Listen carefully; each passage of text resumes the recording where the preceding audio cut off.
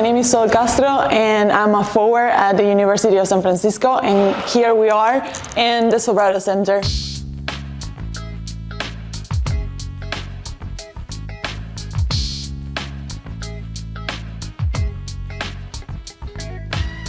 This is usually where we have practice and our games.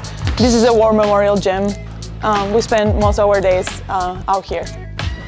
One of the things that I like the most about this gym is that even though it might not be the biggest gym ever, it's cozy, and every time that we have a big crowd you can feel it, so we can play really well with all that energy here. And yeah, this is a place that I come and clean my mind whenever I'm having a rough day. When I got here, I remember I started to talk with the girls that were here, and I either knew them because of old tournaments, because most of them were international.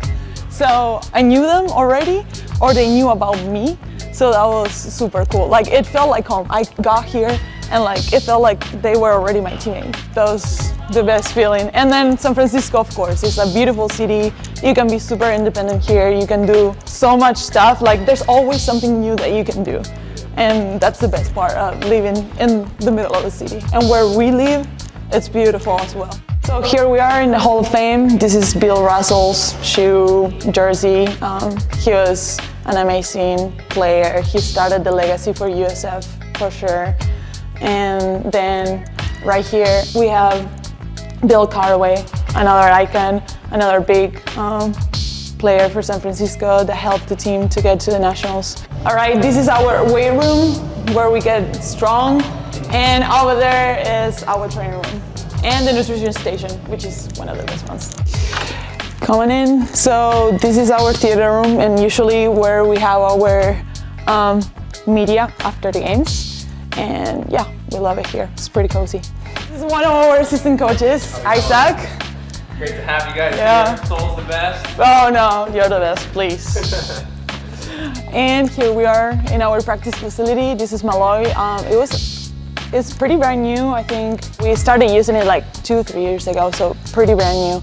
And this gave us more possibilities to practice at the same time with the men's basketball team or even the volleyball team.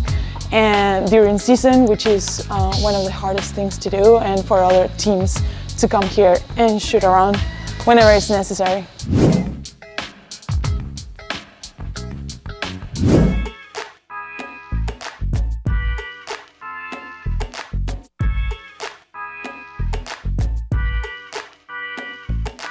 My third year here. I've been here 10 now. In our third year, we really decided to kind of go all in on recruiting international student athletes. Part of that was the university itself always ranks in the top 5 or 10 in the country in ethnic diversity.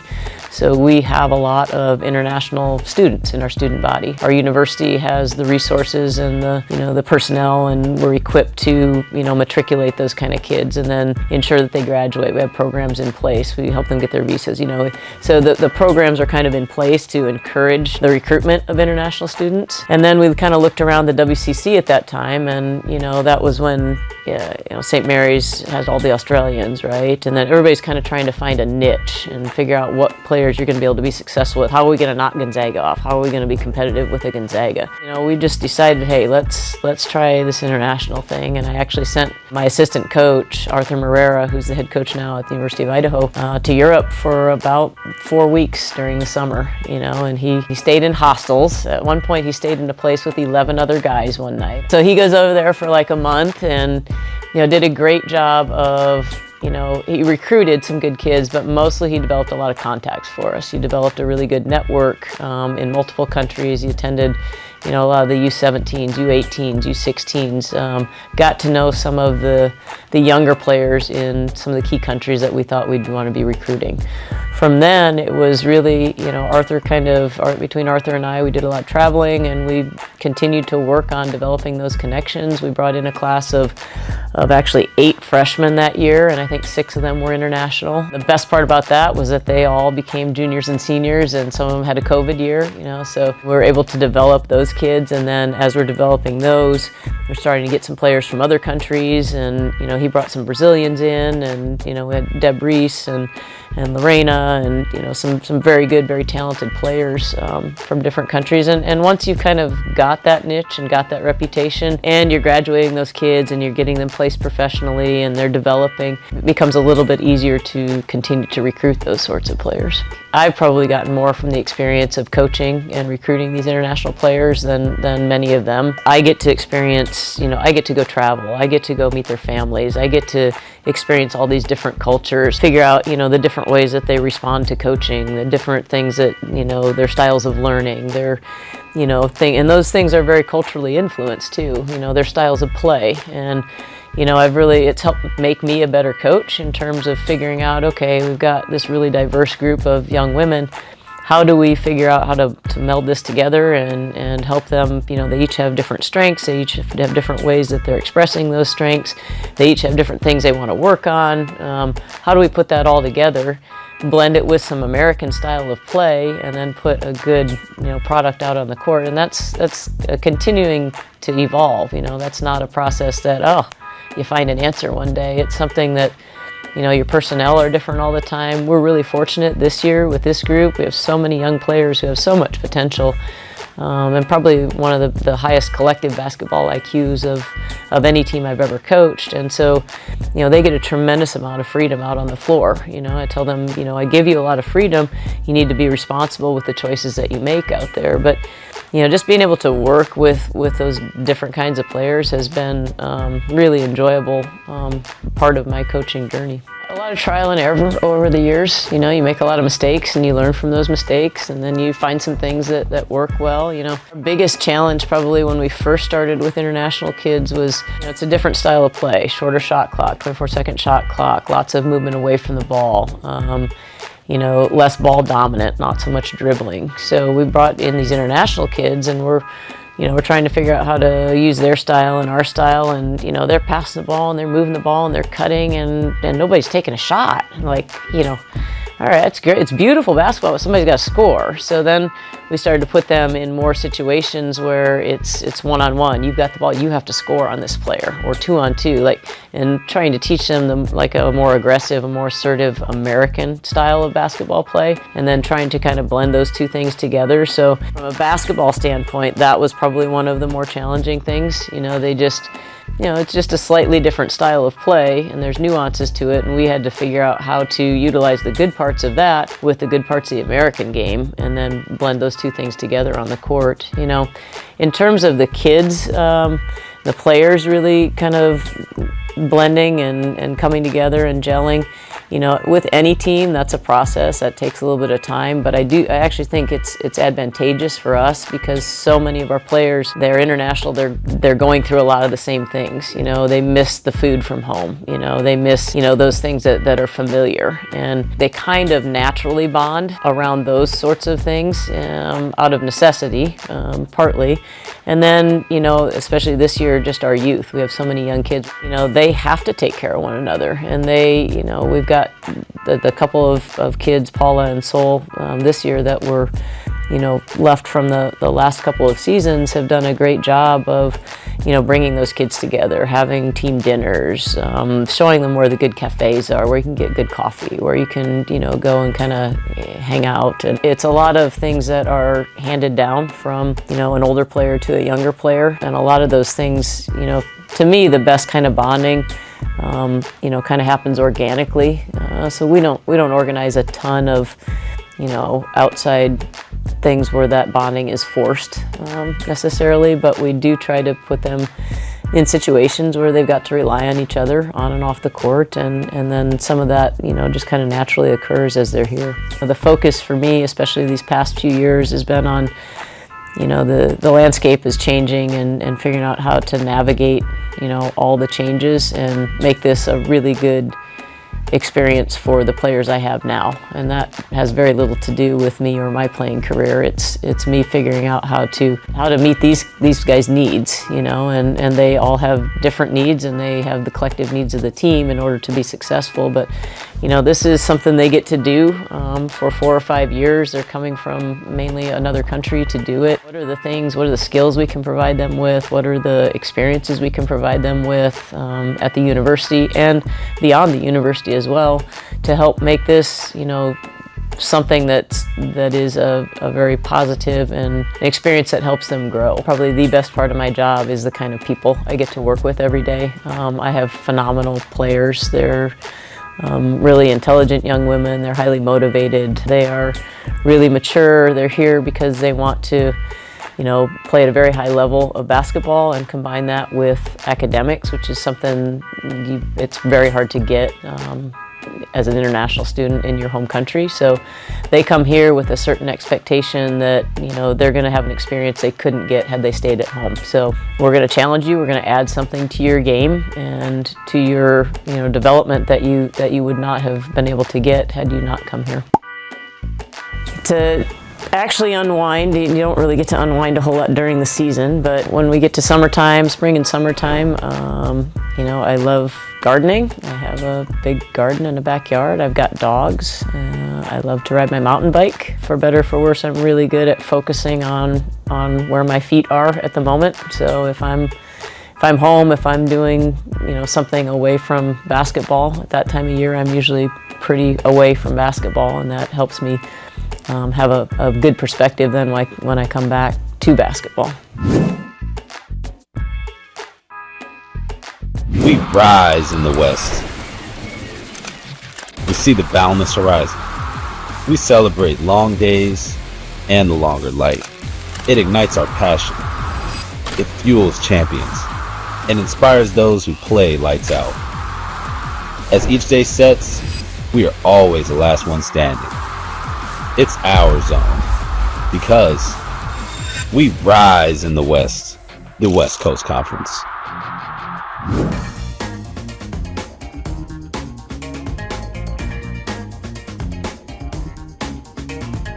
Hola, me llamo Aina y bienvenidos al entreno de San Francisco. No, I'm not. Okay. Woo! Yes!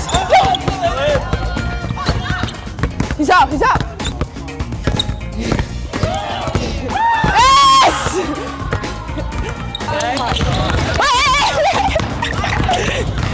Are you gonna lose again? No. It's not short, it's long. No.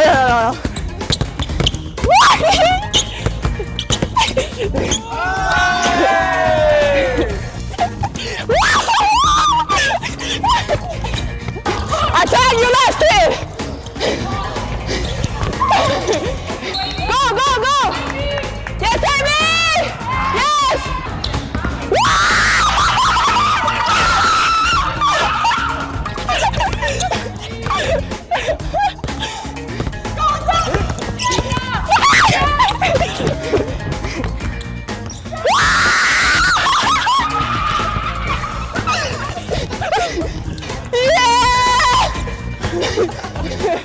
Oh my God! Best team ever. Losers! 11, 12! Good job! 13, 14! 15! 6, 7! Woo, 6, 7. Michelle's gonna make it. Okay. Michelle? Okay, we got Michelle? Okay, not challenge. you have to score 5 points. Free throw. Give me one.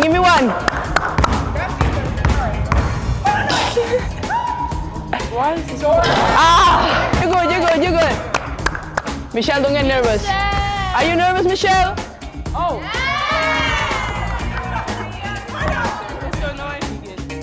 Give me 3. Wow! Michelle! Alpha! Aye! Yes! You got the pressure now, Michelle. You need to make this. Hi, Michelle. Oh, damn.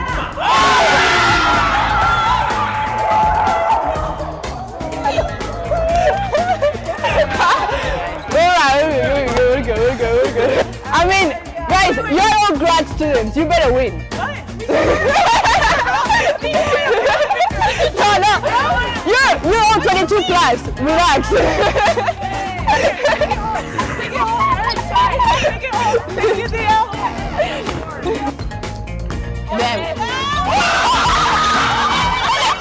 Michelle, start on the practice, bro.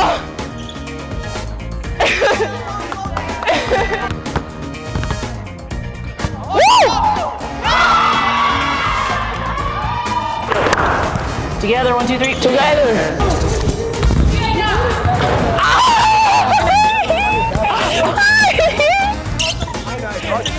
Oh my god. Sol. Okay. No, ¿qué? ¿Has ganado tú? ¿Has ganado tu equipo? ¿Has hecho algo tú? Sí. ¿Has hecho algo tú? La mopa. Thank you for coming to practice. See you guys soon.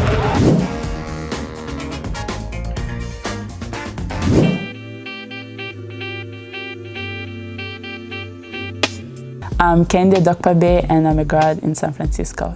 Europe and America are two different things. I feel like in Europe, it's more tactical, it's more technical. I think we are more like smart on the passes, while here in America, it's more like fast-paced, it's more in transition, quick threes. They're more physical, they're more detailed. I remember my freshman year, the refs was calling me so many calls on travels, all this type of stuff, because in Europe they call travel but not as here. And yeah, I just feel like that in Europe it's more technical and tactical, while here it's more fast-paced, quick threes and things like that, yeah. In Europe I was playing with grown women, women who played basketball for more than 10 years. My oldest teammate was like 30 years old, and like she had the whole experience. And as a kid, I got to learn from them, take the little things and try to take it in my luggage and become more successful. So I just brought that here because I knew that I was gonna play with people that are my same age mates and maybe bring the little experience that I gained from them here. I just be me, bring my energy, be for my teammates. I run in transition and I play defense. That is just my game. Simple basketball, yeah. Knowing them fully, what they can do on court, try to put them in the best spot possible, but also me as a player to be beneficial for my teammates. I don't know, maybe do something that will help my team get the victory, also to bring energy during practice. Even if it is just a loose ball, a defensive stop, it can wake up the team and we can start doing great things. So I would say my energy for the most part. Just California, honestly, like, I don't know, you always hear Californian in TV, so for me, being here is just a dream. Like, playing college basketball, being in America, it's like a big thing back home. And USF, it's a really nice place. The weather is awesome. The people here are amazing. The students, like, I think just the America in general is just something beautiful and wonderful in the eyes of European people. I would say the food, like pasta, pizza, everything. I feel like the food in Italy is like top tier. Like, the quality is awesome and you won't be fat. I would say, I don't know, maybe breakfast. We just eat croissant and a cup of coffee. Here we eat eggs, bacon, sausage, orange juice. It's really more fancy. But other than that, just, I don't know, the people, the weather, I think it's still a little bit similar, but just the people here, I think they're more friendly because they always smile at you. In Europe, it is not like that.